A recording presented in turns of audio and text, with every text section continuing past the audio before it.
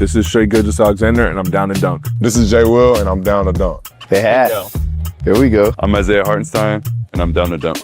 I hope Savior of basketball has won. The Dortcher Chamber has been going pretty well. I'm Aaron Wiggins, and I'm down to dunk. I'm Chet Holmgren, and I'm down to dunk. I'm Mark Daigneault, and I'm down to dunk. He just does a big smile and I feel blessed by God to be here down to dunk, be here with you. I'm Alex Caruso, and I'm down to dunk. I'm AJ Mitchell, and I'm down to dunk. This is Isaiah Joe, and I'm down to dunk. Oh, jeez. Are you going to sing it good enough for me to guess it, or? Panhandle. Jeez. I'm tweaking. Name 2 famous Oklahomans. Myself and Jalen Williams. Is that a crazy answer? All my friends call me Bob. Where's Rachel? Unique story. You lived a whole life. Plain? Plain. This is Cason Wallace, and I'm down to dunk. This is Lou Dort, and I'm down to Dort. True blood Oklahoma. That's right. Pretty exciting, if you ask me. This is J-Dub, world champion J-Dub, and I'm down to dunk. And eat burgers. Ooh, welcome to Down to Dunk. I'm your host, Andrew Schlecht. We're part of the Athletic Podcast Network. Before we get to my good friend Alex Spears, I want to talk about 2 other friends of mine, Aaron and Drew Reese of Shelter Insurance. You can contact Drew, 405-478-7714, or Aaron, 405-773-5500 today. These guys can help you save money on your home and auto insurance. They can, take care of you when something goes wrong. And they can also talk to you about the Thunder, who have won a couple games in a kind of strange fashion, in my opinion. But they'd be glad to talk to you about all of those things. Give them a call or text today and support the people that support Down to Dunk with me on a Wednesday morning on December 31st, the final day of 2025. This is my good friend Alex Spears. Alex, what's up? Happy New Year's to all the dunkers. Happy New Year, dunkers. It's do you guys do anything special on New Year's Eve, or what's the plan in the Spears house? I mean, we have a 3-year-old, so no. But we're doing like an early dinner with friends who also have a 3-year-old. What you got to do. Yeah. What you got to do when you got a 3-year-old. Yeah. Yeah, we're going to the Thunder game, and then we'll come home and gonna go see some Young Hansen. Yeah. And then come home and celebrate. Gonna come home and celebrate. Yeah, the Blazers are dealing with injuries right now too, and there's a lot of guys out for the Blazers. Jeremy Grant, Drew Holiday. So Thunder need to continue. I'd love to see the Thunder play to their identity, if that makes sense, from the jump of this one, because they beat the Hawks in a game where the Hawks made 25 threes. And I think all time, which it's rare for teams to make 25 threes, by the way. Oh, I have some crazy stats for Okay, you. all right, you've got, I had some of those pulled up too, but it's rare for teams to make 25 threes, and the Thunder kind of got swept up in this style of play, I would say, from the jump. Yeah. Big picture, it reminds me of post All-Star break. Remember when their defense suddenly fell off a cliff last year? And they were still winning games, so we didn't really care. But we were all talking about how man, I hope their defense comes back for the playoffs. I hope they decide to start playing defense again. Right. It kind of feels like that. Yeah. I think it feels scarier right now because of the Spurs losses. It's hey, can you guys just be normal for just a little while? Can you just? I mean, you had that huge 16-18 game winning streak or whatever it was. Can you just get back to looking something like that for kind of 2 weeks? I was talking to Isaiah Joe at his locker after the game, just about what did you think about the amount of threes these guys took? What was, and I was and it was, I mean, there was a lot of threes. He was was that fun? He was did you think that was fun to watch? I was I don't know if that was fun, because I said it was weird watching you guys play the way that you did, playing as many possessions as you did and running up and down the floor. It felt very frenetic.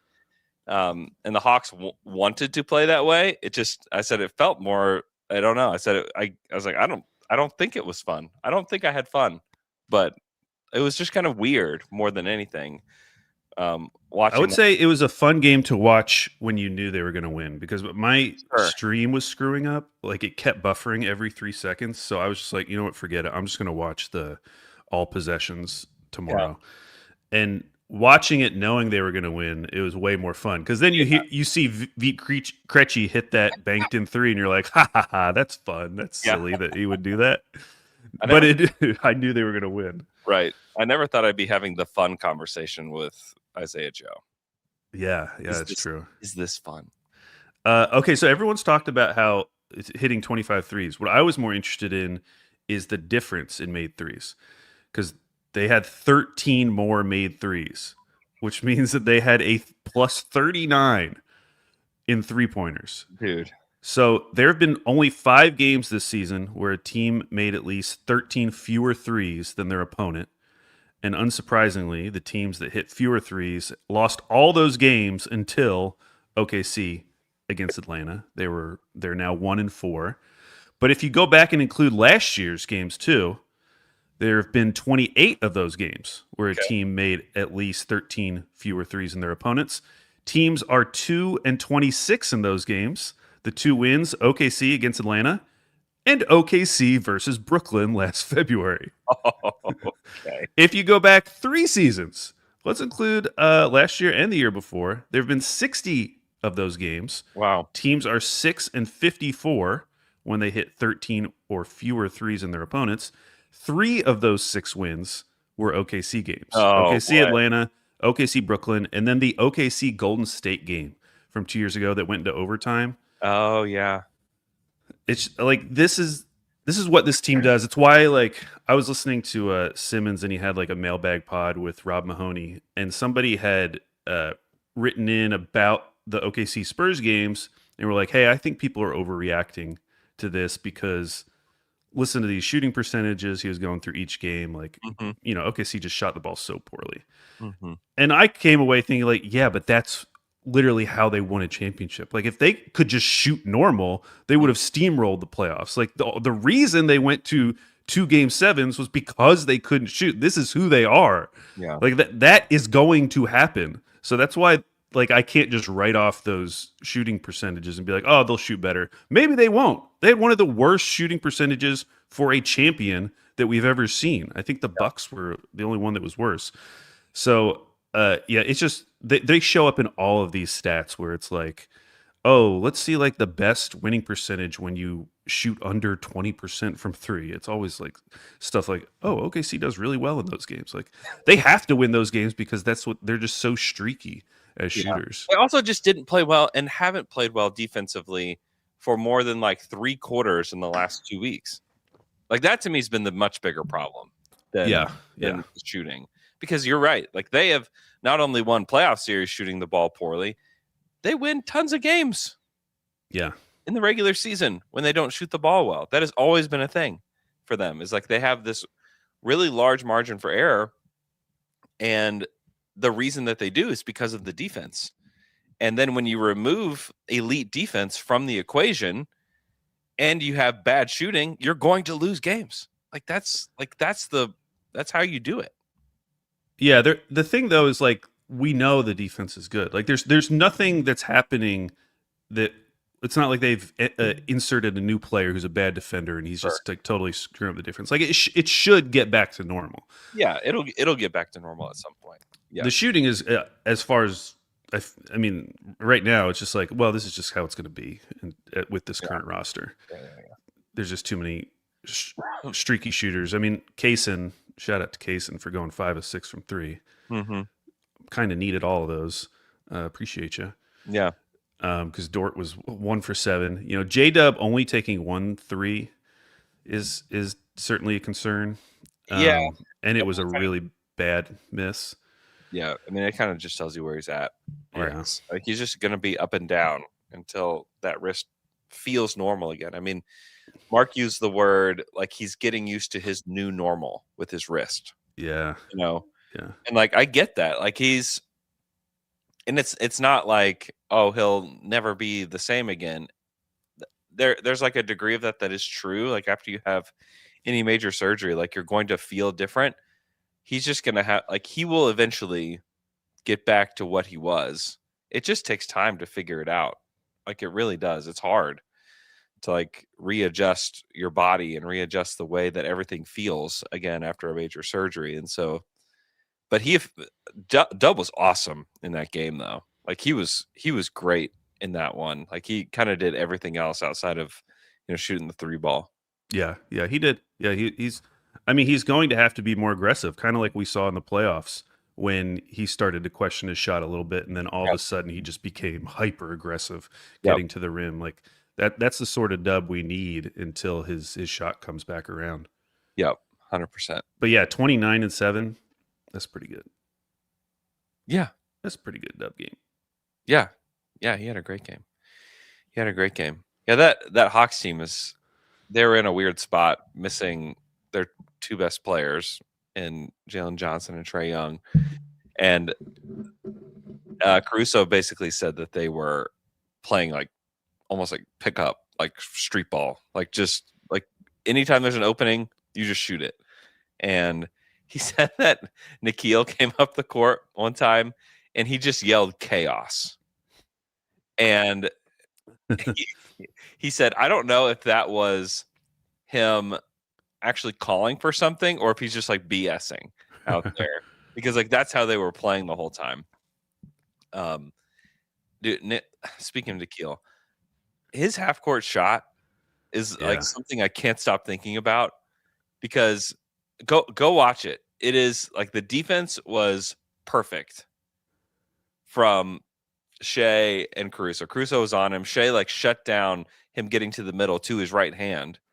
Like their whole thing was like they wanted to like keep him from getting a shot off. He's on his left hand, which is his offhand, gets to the half court, launches it with his left hand only, keeps his arm in the air, and swishes this shot with his left hand, with his offhand. Like it was one of the more impressive shots that I've seen. I mean, it was unbelievable. Like the guys in the locker room were raving about it, about how ridiculous it was. KD had a tweet about it. I mean, it was a crazy, crazy shot from Nickeil. Do you feel like Mid-First should have ponied up some money for him? I think they should have.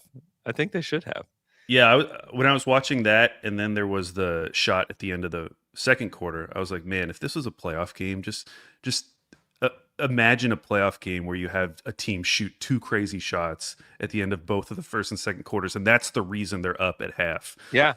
Like, yeah, I'm glad that game turned out the way it did because they hit some very annoying shots. I mean, like the Keaton Wallace 3 when it got like tapped back out to him and he just immediately threw it up and it went in. And then I mentioned the Veet banked in 3. Mm-hmm. Yeah, they were just hitting everything. I couldn't believe how close that game got at the end. I know. Shea had to go back in. I thought at the end of that third quarter, usually the group that goes in at the beginning of the fourth will push the lead out from 10 to 18, and then Shea doesn't play. But that game, it got close. Yeah. And then Shea had to come back in. It's just a weird one. Like they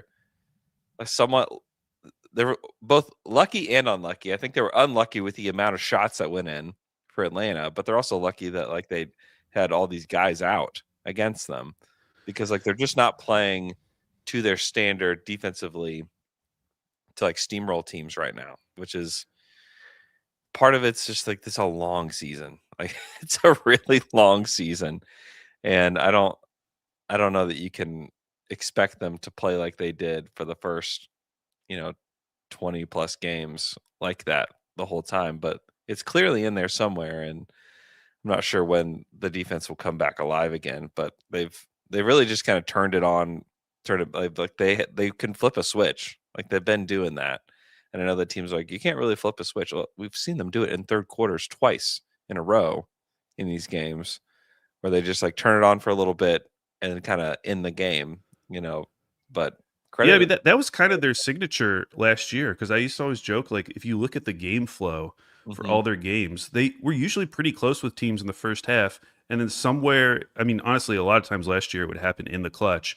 You just have this like alligator mouth open up, Yeah. and that's just kind of how they won games. So I think it only feels weird in light of what they did earlier this season. Yeah. Like but it's they're kind of looking more like last year's team, I feel like.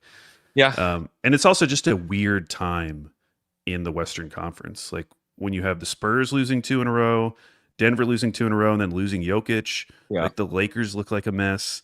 Like there's just a bunch of weird stuff going on at the top of the Western Conference. No one is really playing well. I guess the Rockets have won 3 in a row, but that was coming off of them losing a bunch of dumb games. Yeah. To like the Pelicans, Clippers, Kings. So Yeah, they're only 500 in their last 10. So yeah, everyone's kind of in a funk right now, at least in the Western Conference. yeah. And of it's- course, I mean, a funk for OKC is like they lost to one team. Everything else has been pretty good. yeah, they lost a close game to the Wolves, and then they, for whatever reason, could not beat San Antonio. We haven't really heard your thoughts on San Antonio.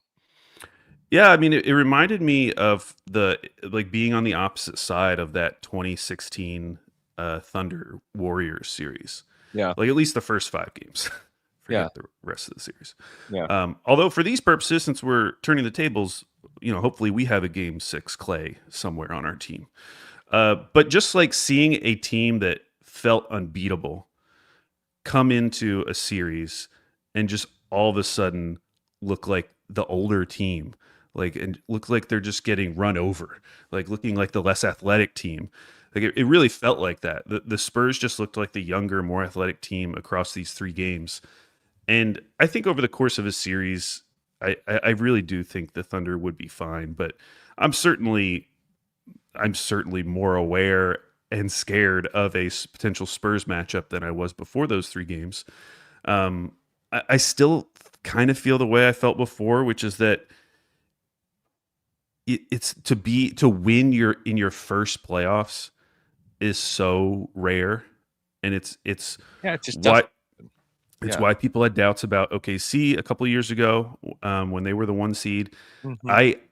I still feel that way. Like I still feel like this Spurs team, and these last 2 games kind of make you feel like, okay, they didn't just like suddenly turn into a juggernaut just because they beat the Thunder. Like they're losing games now too. They're not a perfect team. Yeah. They but- lost the Jazz and the Cavs, who the Cavs have Yeah. been beyond a mess this year.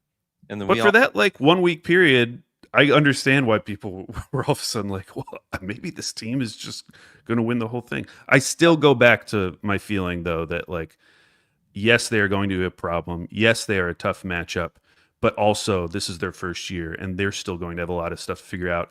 And I really do think Wemby coming off the bench was like, it was just crazy. Like it was a crazy situation that should never happen again. I mean, he's a top 5 player in the league. He's going to be top 5 in MVP if he plays 65 games, which actually I don't know if he can. I don't remember how many he missed. But to have him come off the bench, I really felt like that screwed up so much. And the Thunder could not adjust to that. And that when he would first come onto the court, I just felt like it was such a massive advantage, where usually OKC has an advantage at that point because they have such a deep bench. But there's no advantage when you're having to throw those guys out against Wemby and have to completely change your defensive approach. And Castle, by the way. Yeah. So I do think, as crazy as it sounds, like just having him being in the starting lineup in a playoff series would help the Thunder. Even if he's playing more minutes, just not having him come off the bench, because I felt like it screwed up their rotations so much. Yeah, it did. Wemby can only miss 5 more games Okay. the rest of the So season. he's a shot, but yeah, that's close. It's gonna be tough for him to get there. Like when you're 7'5", I got to sit courtside for that Christmas Day game. It is like it's incredibly distracting seeing him just like run on and off the court and like just be there. It's just like, oh my gosh, like he's just so unusual. Like there's a reason that J-Dub was like, well, they've got a 7'5" guy that takes up a lot of space. And at the same time, and I talked to McKelly about this, dude, go watch the Jazz play that Spurs team. They played with no fear whatsoever, just none. And you watch the Thunder play against them, and I'm not saying that they were afraid, but like they didn't play like the Thunder at all against San Antonio. Whereas like the Jazz were just like, we don't care. Like they were attacking Wemby like he was Zach Edey or something, like it was like no big deal. I mean, it was just kind of crazy watching that team, especially in the clutch. It was like, this is how the Thunder should play. Like they should just attack him, like go into his body. Like I didn't see anybody do that. Again, the Thunder do that once. Like the only It play was like Kenrich. Yeah, K-Rich was like the only guy that was like super aggressive against him. That was it. It was just it was very weird. Yeah, I do think you have to be physical with him, just because what else are you going to do? You're not going to like beat him athletically. Like No. You can try to trick him, but he has such good recovery that it doesn't really matter. Like I do think you have to try to just beat him up. Yeah. It also helps. I just looked at the box scores against the Jazz. Their starting lineup: 4 of 30 from 3. Against the Cavs, 4 of 26 from 3. So like they shot 8 of 56. Just their starters in those 2 games. Mm-hmm. Did not do that against the Thunder. No, they didn't. They're also without Fox, which like that matters as well. He played in the Cavs game. Oh, he played in the Cavs game. Yeah. I'm thinking that I just can't stop thinking about that Jazz game. I can't stop thinking about like the way that they played against the Spurs.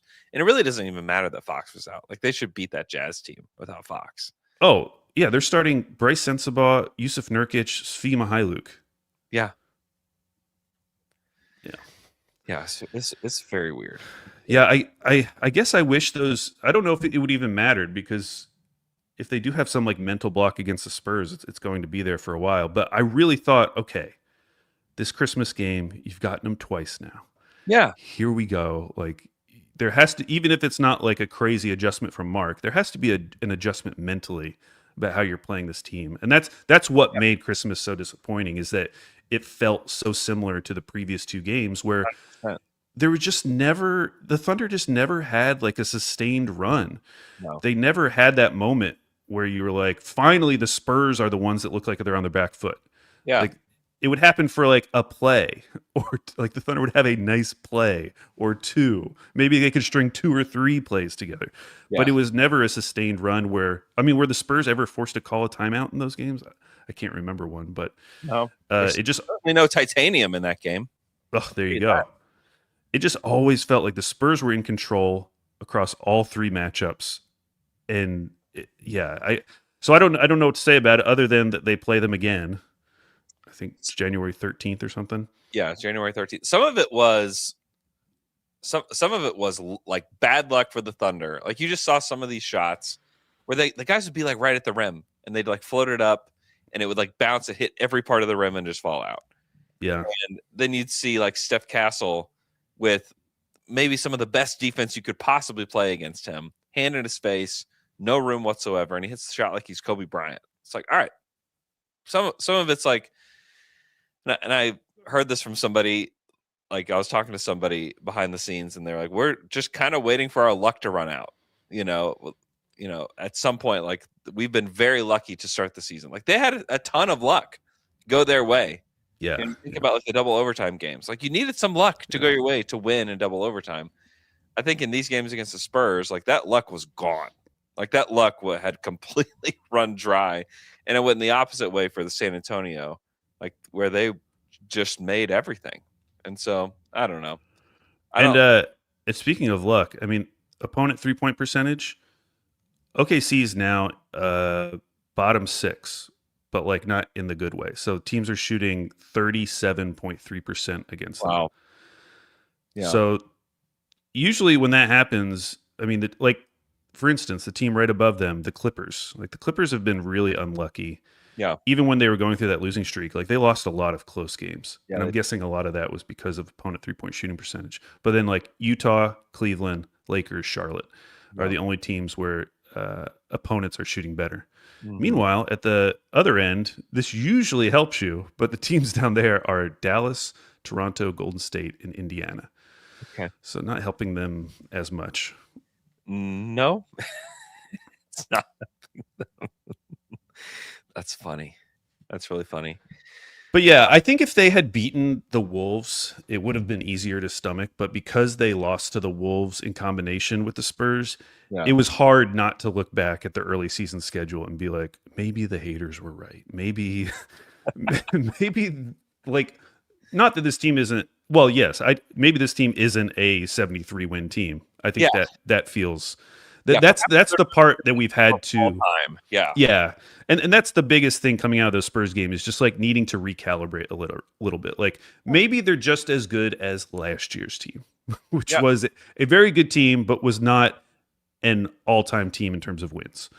You know, that team had its flaws. A lot of those flaws popped up in the playoffs. They were still able to win a championship. The West feels a lot tougher this year, and so even as I said, not right now because all these teams are kind of in a funk. But that has been the biggest change for since the Spurs game is just recalibrating. Like, okay, maybe yes, their early season schedule was super easy. I mean, you look back now, it's like what were their best wins? It was the double overtime to the Rockets at home, and then beating this Lakers team who is just like not good. I mean, the Lakers are just whatever. They beat them at home. Like they still don't have like a signature win. I mean, I guess you could say the Rockets game was a signature win, but again, that was the Rockets' first game playing without Fred VanVleet, their first game playing with KD. So like there were excuses on their end too, and it still went to double overtime.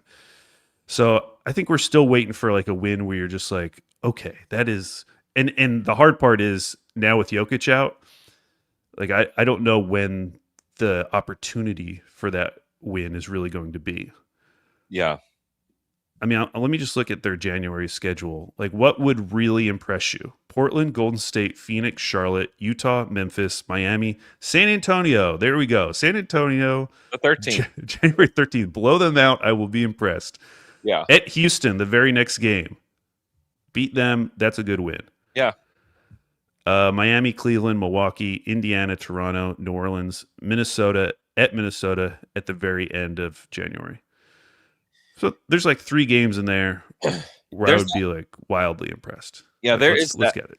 There is that stretch right there from the 29th of January to the 9th of February. Well, I guess we won't include the 9th of February because that's against the Lakers. But it's Minnesota, Denver, Orlando, San Antonio, Houston.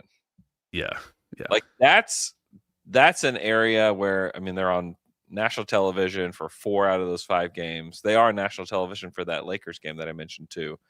Like that to me is like, I had it circled as their toughest stretch of the season was at the end of January, beginning of February. Like that's big. They even play at Phoenix after they play the Lakers, who's like, Phoenix isn't good, but like that trap game. They're a team that tries really hard, you know? And so like that's easily their toughest stretch. And so that will be really interesting. Like they need to continue to pad their record, you know, from, you know, throughout the month of January, but in February it gets real. Like that's going to be a really interesting stretch where I think we learn a lot about this team. And like, do they play to their defensive identity during that stretch? If they do, they're going to win most of those games. If they don't, you're going to leave it up to shooting luck. You're going to leave it up to, does the other team, you know, shoot above their head like San Antonio did? And if they do, they're probably going to beat you. Yeah, we're just looking for the Thunder to get up for some of these games the way that every other team gets up for the OKC game. That's all it is. And it's funny because like they're 28-5. Yeah. You know? Like this is ridiculous. Like they're in an amazing spot right now. But yeah, they are. They're really in like no immediate risk of losing the 1 seed, which is great. Yeah. You know, those 2 Spurs losses really helped. I was beginning to think like, man, is this really going to be a thing? Because they were only two games behind in the loss column coming out of those 3 wins. But now they're 4.5 back. The Nuggets are going to fall off. You know, even if the Rockets make a little run, they're 6.5 back right now. Yeah. So that feels good, and that's really important for them to get the 1 seed. Yeah. And I do want to talk about Denver because Jokic being out, it obviously, I mean, everyone's immediate focus is on the MVP race, but Sure. the way that is going to throw the Western Conference standings for a loop is potentially like season altering. Yeah. Like if they end up having to face the Spurs in the first round, which isn't out of the realm of possibility. Like if they're the 6 seed, the Spurs are the 3, and that Houston goes on a little run and is the 2 seed. Yeah. I mean, I don't want to say dream scenario, Don't but say it. Don't say it. I'm not going to say it. Don't say it. Don't you dare. But if I did say it, it would make sense because that would be really wild to see those two teams match up in the first round. Yeah. On the flip side, like Nuggets could very easily end up in OKC's bracket. They could end up in the play-in and somehow end up as the 8th seed. I think that's I don't think that's going to happen because as long as they start getting their guys back, say in February, and as long as they keep their head above water for this next month, which if you look at their schedule, it's brutal in the sense that they play 17 games in January. I know. This is not a good time to lose Jokic. I mean, they're playing every other night, multiple back-to-backs, but they do start playing all the bad teams. Yeah. With the caveat that Brooklyn has been winning a lot of games lately. Yeah. But like they get in January during this stretch, 2 games against Brooklyn, 2 games against Washington, Charlotte, Dallas. Like they don't really play any of the really good teams, especially in the West. They're playing mostly Eastern Conference. So maybe they can withstand this, but having now 4 starters out is pretty tough. Yeah. On the other hand, Jamal Murray, this is his opportunity to lock in an all-star. If they could just go like a little bit below 500 during this stretch, that would be incredible. He's making the all-star team no matter what, right? I mean, that's what I felt, but I started seeing other people feel differently. But yeah, I don't know how this stretch would affect him if it goes bad. But I mean that's the biggest story for the Thunder going forward is how far does Denver fall? Because that is really going to shake up these matchups. Yeah. And I think they easily could fall to 6. Because Minnesota, Lakers, even though we talked about how the Lakers are annoying, the Lakers are 20-11 and have a negative point differential. They're a stupid team.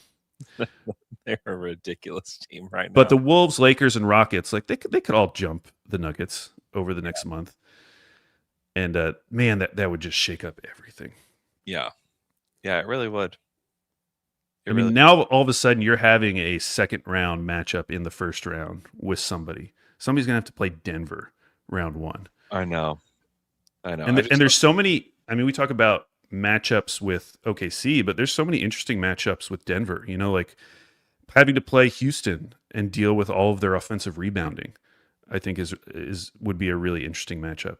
The Spurs matchup is obviously would be awesome. The only one where it's like if they play the Lakers, they'll destroy the Lakers.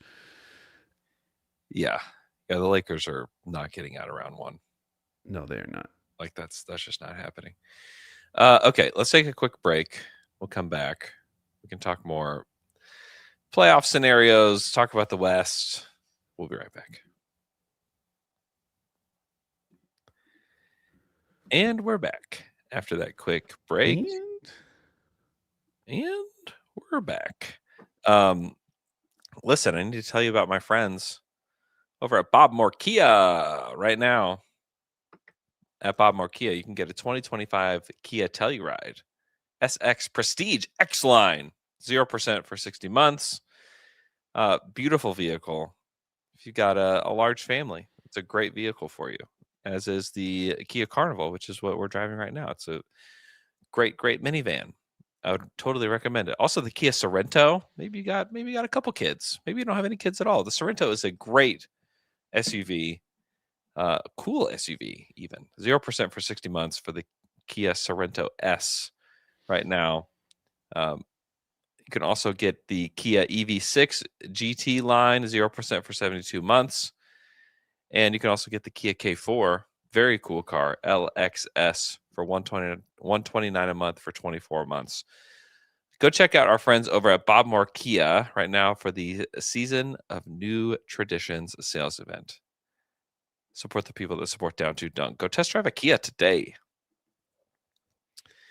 Yeah, the scenario, Al, that scares me the most is like Denver being in 4-5 again. It's like, come on, like not again. And you would never want. I'm glad that Jokic isn't out for the season. I think that's bad for the league. I think it's just not what you want. But them potentially being there for the 4-5 is a bit scary. I would guess though that they're going to fall further, and that it's probably going to be like Lakers Wolves or something like that, which feels more like a second round matchup, than having to play Denver in round 2 again. But yeah. But it's totally possible, because would it surprise you if the Lakers and Wolves just went on some weird losing streak? That wouldn't be surprising to me for either one of those teams, especially the Lakers with the way that they've looked lately. It's the Lakers record right now is kind of shocking that they're 20-11, through these games with, like you said, they have a negative point differential. They're closer to the Grizzlies in point differential than they are any of these teams that they have the same record as, which is just, I don't know. Some of that is you have these superstars that can deliver in the clutch, which has been helpful to them. But they're awful defensively. They are legitimately terrible defensively. And then offensively, you just don't know what you're going to get. And part of it is they did change the starting lineup, but they just don't have a good roster. I think Rui Hachimura is supposed to be one of their best players, but he's been terrible for long stretches of this season. Yeah, and when Reeves is out for a month, so there you go, because they can win with offense, but you take him out of the equation, and whatever Luka was having to do, now he's having to do even more. Yeah, and you're just kind of hoping that someone off the bench is going to have 20 points every day. Yeah, and you're asking guys that are mostly not capable of doing it to do it, which is just bananas. I don't know. But yeah, this is I'm fascinated to see what the Nuggets manage over this next month, because, and I know people are going to use it as see, this is how valuable Jokic is, but you really have to emphasize that they are 4 starters down. Yeah, this isn't fair at all to the Nuggets. If they had Jamal Murray, Christian Brown, Aaron Gordon, Cam Johnson, that's a perfectly fine team. That's a team. When it's who's going to be out there? Spencer Jones. I'm going to say a lot. We've already seen a lot of Spencer Jones. Just get ready. There's going to be a whole lot more of that weirdo jump shot out there. A lot of Jonas Valanciunas. He's their only center, right? Yeah. He's at this point, he's their only center. I guess you could throw Zeke out there. Deron Holmes, who is not. He's been out of the rotation for them. Yeah. All season, but it's going to be a lot of Jamal Murray, and then it's who else? I guess Tim Hardaway Jr. is the only other guy that can create his own shot on this team. I don't know. It's going to be rough. It's going to be really rough. Maybe they do fall all the way to the play-in. It's possible. They're only 3 games up on Phoenix right now, who has won 4 in a row. Just get to the 7th seed, Nuggets. Just get to the 7th seed. Because they're still this has not thrown me off the scent of Denver at all. I still think they're the second best to win the championship. Yeah, because these guys are all going to come back, and it's not it's a team that hasn't played together. Yes, Cam Johnson was a new piece, but the rest of those guys have played together for years now. I'm not worried about them. Disruptive guy, Yeah. Cam Johnson wants to do whatever he can to fit in and help a team win. Come on. Yeah. They're still the most terrifying team to me. Yeah. Yeah, there's no doubt. Yeah, it's them, and then it's San Antonio, and then it's probably Houston. Yeah. That's probably the order. And the Nuggets are a little bit lucky that there's so many of these teams that are in disarray. Like you have Phoenix, who has like somehow risen to the top of these like kind of crazy West teams, where like Golden State's been awful, Memphis has been weird at best, Portland's not been good this year, and like you have Utah, who's like a game and a half out of the play-in, Yeah. who wants to tank, have been saying they want to tank, then can't. They're too good to tank because some of their young guys have emerged and Markkinen wants to play. So I don't know. Like the West is just in a really weird spot. And then you have Dallas, who's kind of hanging out there too, and the Clippers, who have shown life recently. Yeah, we should probably talk about the Clippers. That dream is on life support, Andrew. I know that they're still in 13th in the West. Yeah. But the way they've done it and the teams they've beaten over this league leading 5-game winning streak. Yeah. I mean, beating Detroit, beating the Rockets. They also beat the Lakers. And Kawhi looking the way he does. I mean, there's no reason they shouldn't jump all of Dallas, Utah, and I think Portland too. Yeah. Yeah. I think they're a team that will be fighting for that play-in spot.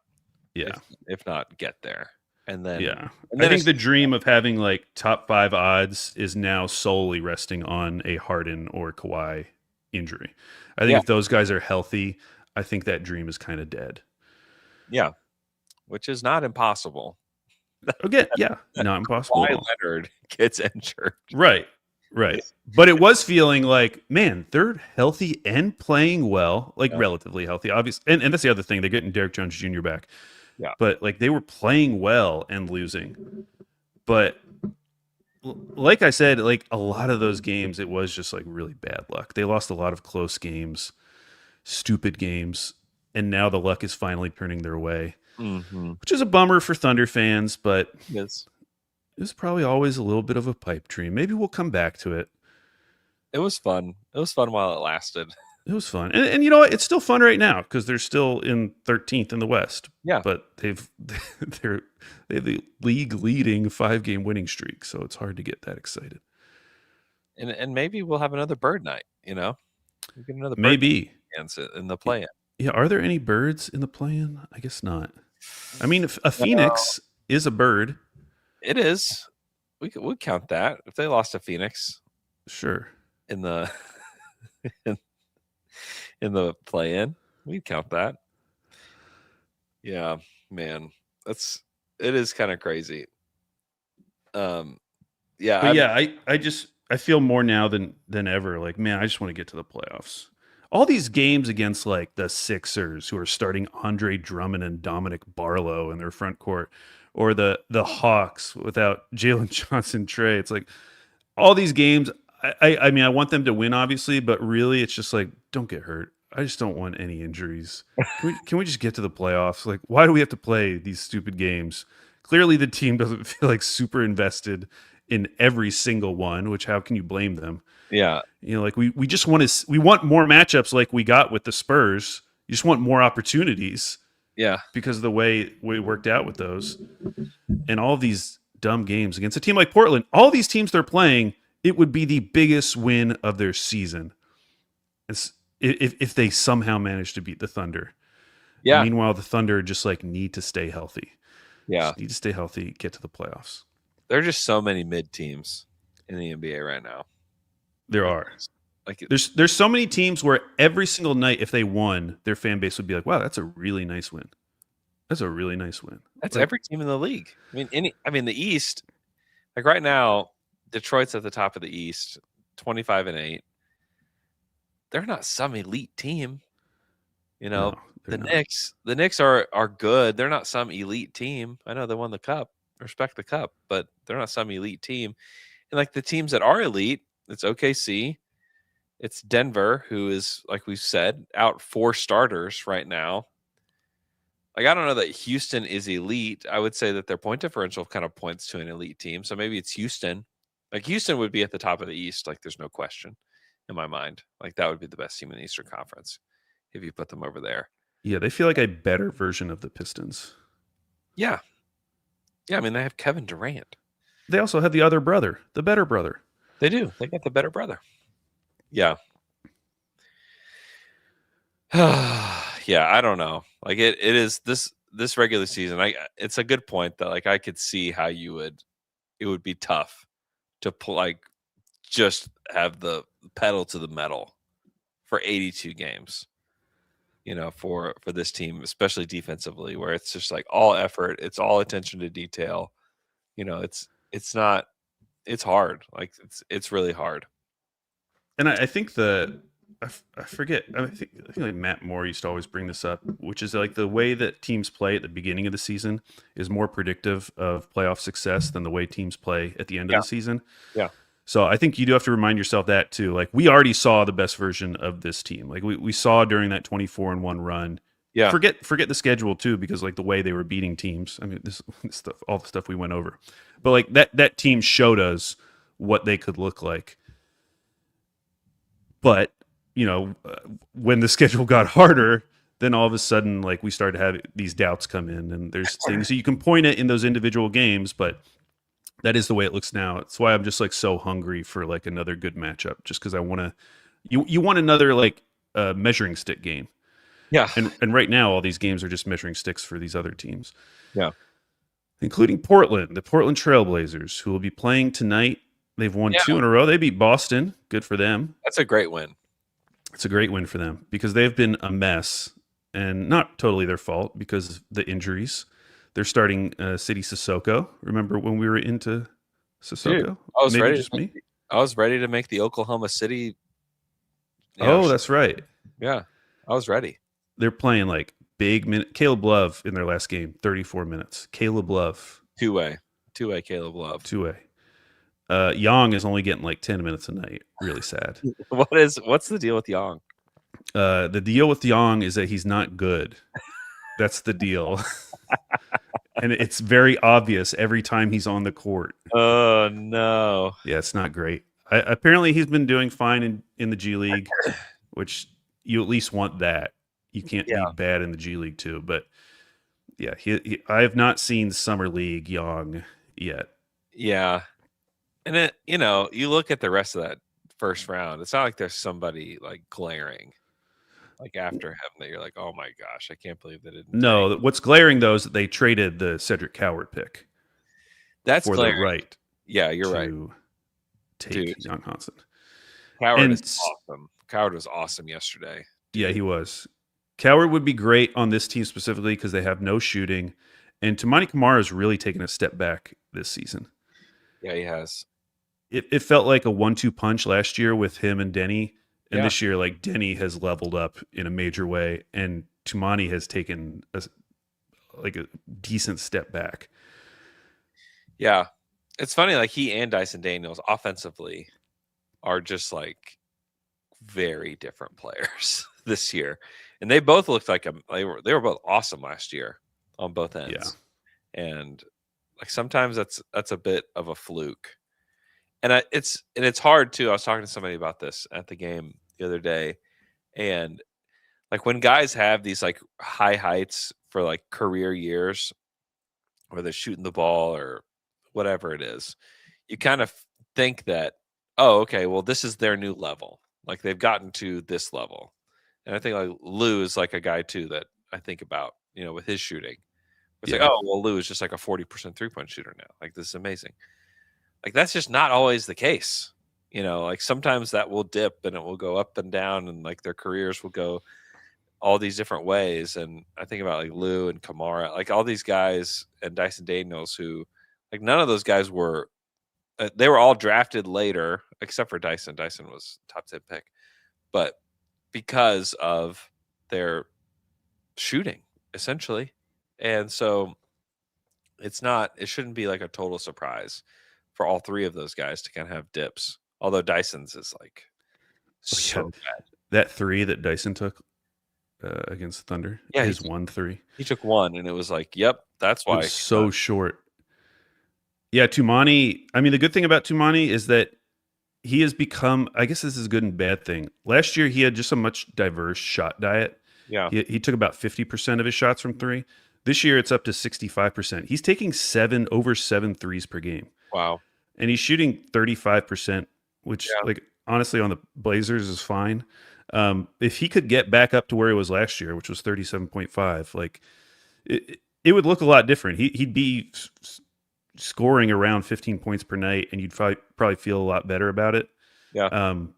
But the other thing is that he's also shown that he can't like anchor a defense. Like they're not. I mean, they have not been good defensively for a while. It's kind of like night to night if they're going to be good defensively. Whereas earlier in the season, it felt like that team was going to be top 5. Yeah. But it has not worked out that way. Let me see. I wanted to look at the last 2 weeks where some of these teams are, just to get an idea of how Portland is playing. Yeah. So in the last 2 weeks, Portland has had the 29th ranked offense. Bad. Get ready for a lot of Denny free throws tonight on New Year's Eve. That's all they've got, right? Yes, that's all. That's the only play they have. That's Give like it to their Denny. Is Denny like? I think he still leads the league in drives right now. Yeah. It's like that's all we've got. Like Denny drive the ball. They have no guards. They have no guards. They have been 11th in defense over this last 2-week stretch. Okay. Which Robert Williams is playing again. Yeah. That helps. He played 20 minutes in their most recent game. Yeah. Klingen's a good defender, so like they're cobbling together something there. It looks like, but yeah, they're a really bad offensive team. Yeah. I mean, on the injury report, Jeremy Grant, Scoot Henderson, Drew Holiday, Damian Lillard, Chris Murray, who I think is questionable, and then Matisse and Blake Wesley. Like they just don't they don't have any, like almost all their creators are mentioned there. Not that you should really even include Dame in the conversation at all, but like part of their success had to do with like Jeremy Grant was having a great year. Drew Holiday was like very helpful to them. They missing those guys it's just tough, where it is kind of all on Denny Avdia, who's had a great year. Like he's 25, 7, and 7 this season. He's taking almost 10 free throws a game. So shout out to Denny, who's been awesome. Denny. Yeah. That trade looks great. It was one that I thought was really dumb, but that trade has looked pretty awesome for them, even though they're not a very good team. Yeah, especially with how Bub has looked. Yeah, it's not been good.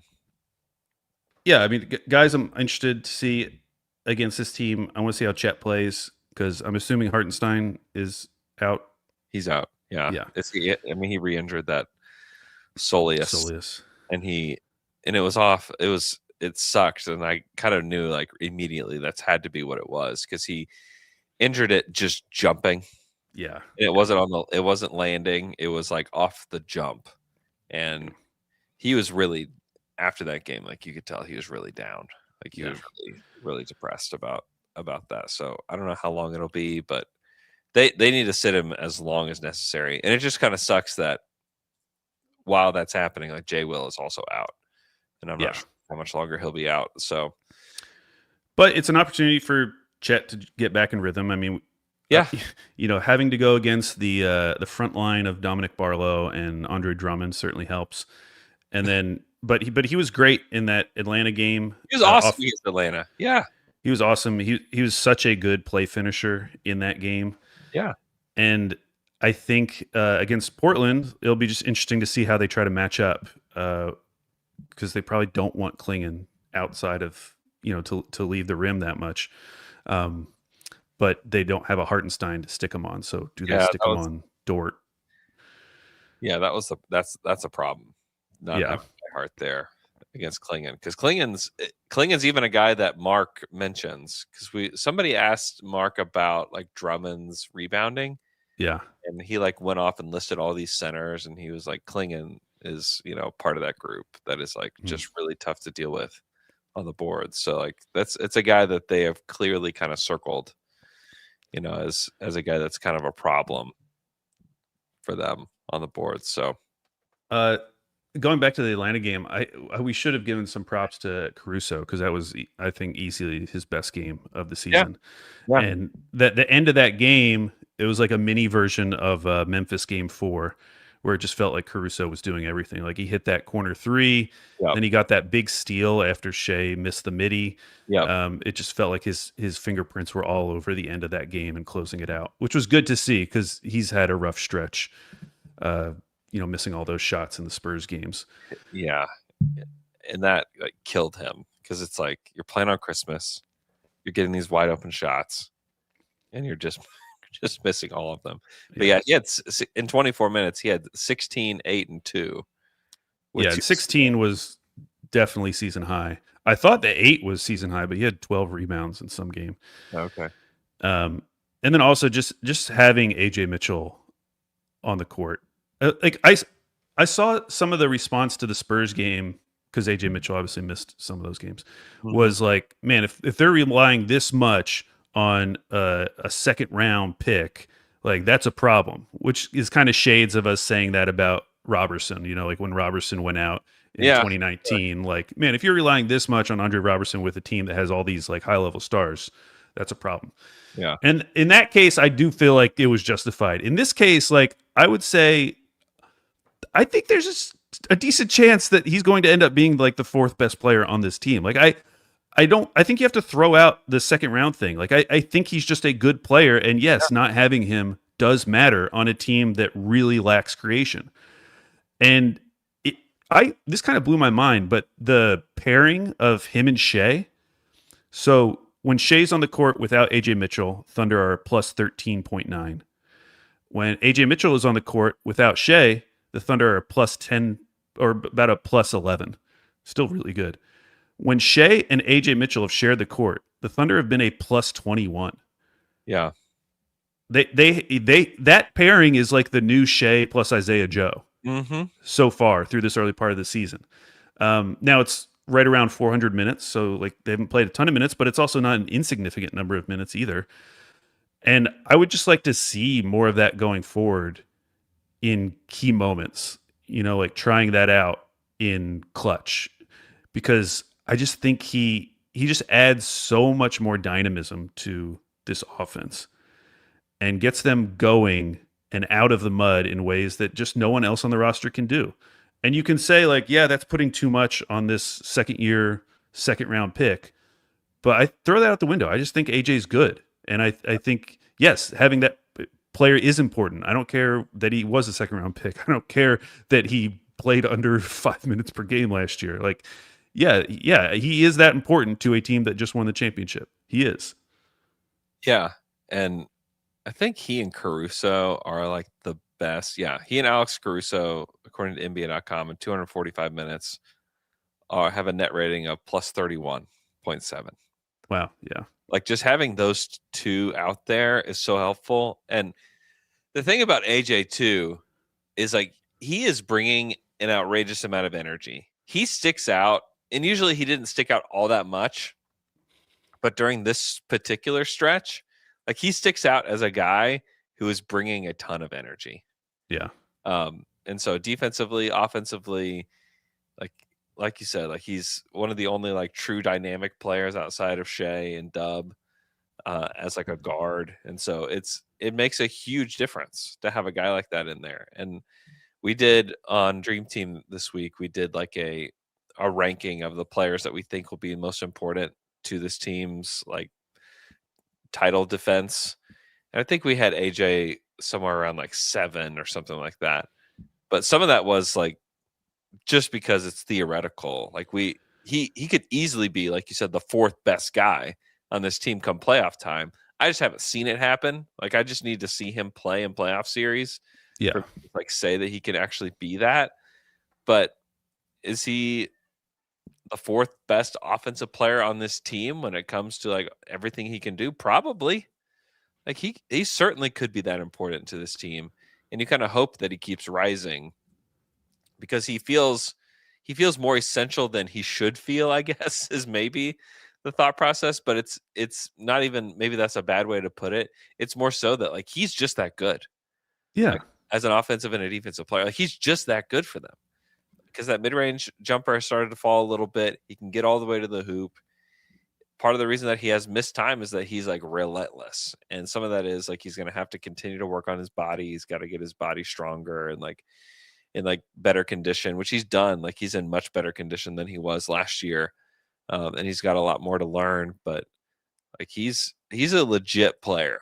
Like I think if he played for the Lakers or somebody like that, like the talk about him would just be through the roof because he's a really, really good player.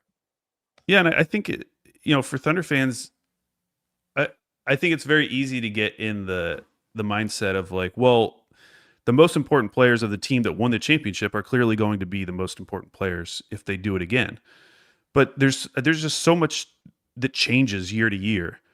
And I think that is part of the fun of this season is trying to figure out how is this upcoming playoff run going to be different from last year. And it is going to change. Like as big of a Dort defender as we have been. Yeah. Especially through this like recent slump where he just hasn't been good. Like maybe there is a chance that once we get to the playoffs, like Dort isn't the guy that he was last year. Yeah. In the playoffs. Like maybe he doesn't, maybe Kaysen takes a lot of that over or takes more of that over than he did in last year's playoffs. I think each playoff run is going to look a lot different. And AJ is just like the obvious choice of like, who is going to, if you just look at last year's playoff rotation, who's going to insert himself and decide the outcome. Yeah. Compared to last season. Like it's going to be AJ. He's going to have the biggest effect on this upcoming playoff run compared to last year. Yeah. That's just obvious because of how many minutes he's playing right now. Mm-hmm. Yeah. I hope that he stays healthy and can like continue to get closing. I would love to see him get closing minutes with this team. I would love to see that. And I think these are the games to do it. Yeah. Like when you're in a close game against like Atlanta or if they're in a close game against Portland tonight, especially against Portland, like why do you need multiple perimeter defenders against Portland? Just you'll be fine. Also, you just like better not be in a close game against this Portland team. You better go beat them. Yeah. On New Year's Eve. Yeah, that too. Yeah, it is a holiday, Thunder. Come on, guys. You got killed on the last holiday. Don't lose on this one. Were you at the Hawks game? Yeah. Yeah. So you didn't get to hear Michael Cage and Chris Fisher. No. What? They just had it. So I was watching the All Possessions, so you only get to hear like little snippets of their conversations, which actually makes it way funnier. And there was just a section where Michael Cage was talking about meeting two older ladies who drove all the way from Branson, Missouri. Oh. And then it sounded like they spent a lot of time talking about how amazing that was, that they had driven all the way from Branson, Missouri, which I think is like under a 5-hour drive. I think Brickman is driving more than that for every game. I ran into some dunkers that were from California that were at the game. Let's talk about them on the broadcast. Come on. Like there's a guy from Houston that both these guys were in on the video that I made where I was asking people if they knew the only player on the Hawks that used to play for the Thunder. And there's people have, I mean, no shade to Branson. No shade. No shade. Appreciate you coming in. Yeah. No shade to Christian Vegas, but I mean, it's not that far. It's just a hop, skip, and a jump away. Yeah, no one flies to Branson from OKC. Yeah, tell me about. I want to hear about like someone coming from Japan to OKC for the first time. Let me hear about them. Totally. That's cool. I mean, honestly, it's cool that all these people are coming because growing up, just the idea that anyone would create a vacation, like create a getaway to OKC. We're going to go to OKC for a couple days, see a game. Like that's just wild to me. It is wild, and it happens a lot. I get messages all the time from people saying like, "Hey, what's a good place to eat? We're coming in for a few days. Yeah. Like, what do we do while we're here?" People ask that all the time. Like, I probably get a message like that every week. It's wild. It is. It's wild. Thank God there's some good places to go. You have good suggestions you can make. Yeah. Back in the day, I mean, you would say Cattleman's. You say, I guess, go to Cattleman's. Spaghetti Warehouse. Yeah. That's Bricktown Brewery. Was it there at that time? Maybe. I'm trying to remember when Well, I don't know if Bricktown ever really like popped off, but No. like what was my earliest memory? I mean, I remember when they built the canal. Yeah. That was a big deal. Yeah. Toby Keith, I love this bar and grill. Yeah. Yeah. You know what the biggest moment for people who don't live in OKC, the biggest moment for me was when we got the movie theater in Bricktown. Yeah. Harkins. Harkins. That was a huge deal. It was a big deal. Huge. I can probably count on one hand the amount of times I've been to the Harkins Theater, though. They were, for me, it was like all as a teenager. Yeah. Yeah. The Thunder do these documentaries every year, and they will show them at Harkins. Like they'll let media view them before. Oh, yeah. That's like the last time I was at Harkins. What do you know what the next one's going to be about? I don't know. No, Maybe we should pitch them on some ideas. Ooh, you got an idea? For a Thunder, how long are they usually? Are they about an hour? Yeah, like 45-ish minutes, 30 minutes. Yeah. 45-ish minutes. I have to think about that. I'm guessing they all have something to do with the Thunder. I remember the only one I remember is the Bismack Biyombo one. Yeah, the Bismack Biyombo one. So not all of them have to do with the Thunder necessarily. Oh, okay. So it could be like Oklahoma City or somebody from Oklahoma, So like Brickman. I could do the Brickman. Yeah. We could do a doc on Brickman. That I already talked about. They have that archival footage of him being at Hornets games. Yeah, it's true. Before he was Brickman. You He's could actually make it like a trilogy. You could do the prequel before he was Brickman, then current iteration of Brickman, and then the future of Brickman. Does Brickman have brick kids? I think he does, yes. Okay. That are being brought up in the brick way? The future of Brickman. Future of Brickman. We're devoting the next 3 years to this trilogy. Oh my gosh. You could do a little mini doc on Chris Youngblood in college pointing his water bottle the wrong way and just spraying it out. I would watch that. Have you seen this video? Yeah. It's so funny. It's so funny. I remember seeing it for the first time. Like I'd seen it before, but seeing it for the first time, realizing that it's Chris Youngblood. Yeah. It's like, wait, what? That's Chris Youngblood? And I can't find a way to bring it up to him because like I'll see him in the locker room. No one really ever talks to him, but I'm like, I don't really know how to bring it up to him. Like, how do you just like, I need to start a conversation with him, but all I can think about in the moment is you probably need to wait till he has a good game where he plays so you can talk about something else. Yeah, that's true. That's true. You want to answer some quick questions? Are you busy? Yeah, we can answer some questions. Chris Hefe, 8498. Do y'all think Mark abandons the double big lineup if Chet has a leap during the second heart calf injury time period? Like, what if this single big unlocks something for the Thunder? Do you think there's any chance they would go away from the double big? No. Yeah, I kind of don't think either. No, I think that they have always kind of thought that Chet at the 5 is their fastball. I've been saying that for a long time. I don't think I still think that's true. However, iHeart is one of their best 5 players. And so it's really, really important that they get those guys as much time together as possible. I mean, they won the title with those guys as the starting 5. Yeah. They took iHeart out of the starting 5 and put Kaysen in and lost the game. And I don't think that was the reason they lost the game, but it was a part of the story of them losing the game. So I don't think so. Also, the fact that like having a double big lineup is so important in this day and age in the NBA again, just like all of a sudden, like every team is playing super big. So I think that you need that to be as sharp as possible. So I don't think that they would ever like abandon that. I think that they think of that as one of their better lineups. And I think when we're talking like 5-man lineups, it's been good this year for them. Let's see. Yeah, they're a plus 18 in 112 minutes so far this season. Offensive rating 123, defensive rating 105. Like it's almost like right there with who they are as a team.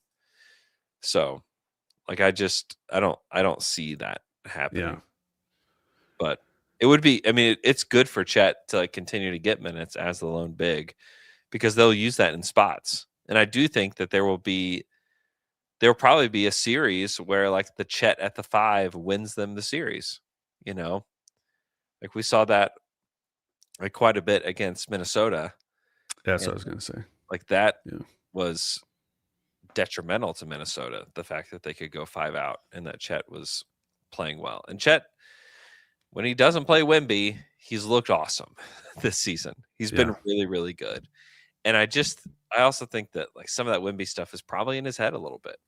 And also you also have to factor in like Chet was like really sick during that. And it feels like such a cop out, and I almost hate even saying it, but like he did not feel well during that stretch against. Was he puking? Was he Antonio. blowing chunks? No, he had like an upper respiratory thing that was like really keeping him down. So, and he played. I got to give him credit. Like he played, but he was not feeling great. But John Spurrier asks, as the league evolves, do you think being big is a counter to small ball? I feel like we're already at that point where now it's trying to figure out the counter to the bigs. Because, like you look across the league, I mean, it's like Houston. Who's consistently playing small ball? Who's doing that anymore as like their main thing? And even like the Thunder playing small ball is having a 7'2" guy on the court. Yeah.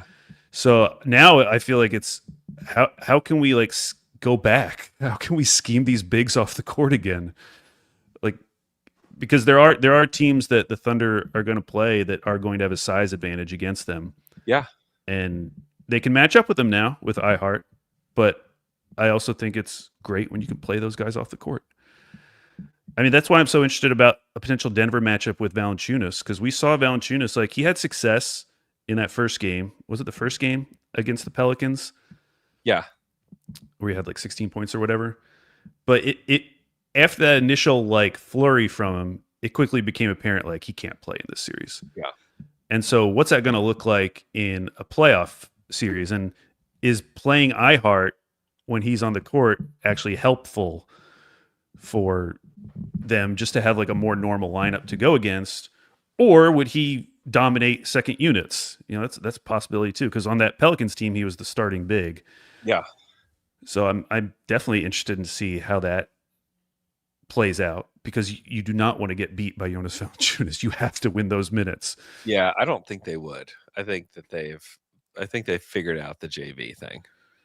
Like I really don't. I don't think the JV is a problem for them. The Houston one is probably the more interesting one, because with Şengün and Steven Adams, if that's how they decide to play the playoffs, it feels like it's obviously an advantage for them. Mm-hmm. It's just how big of an advantage is it, and is there anything you can do to make that untenable for them? Yeah, it's a good question, because they've got Jabari out there too, and they've got Tari Eason, who's big, and they've got Clint Capella, who they'll play in spots, who's big. Like they're going to be so weird. Like they're a weird problem for teams, and so I don't know what that looks like for them. It'll be interesting to see. All right, thanks so much for listening. Hope you guys have an awesome New Year's Eve and a happy New Year, and we'll be back. I might have a little Thursday pod for you. Whoa! So just be ready for that. I hope everybody's doing great. We'll talk to you guys again later this week. Until the dawn, until the dawn.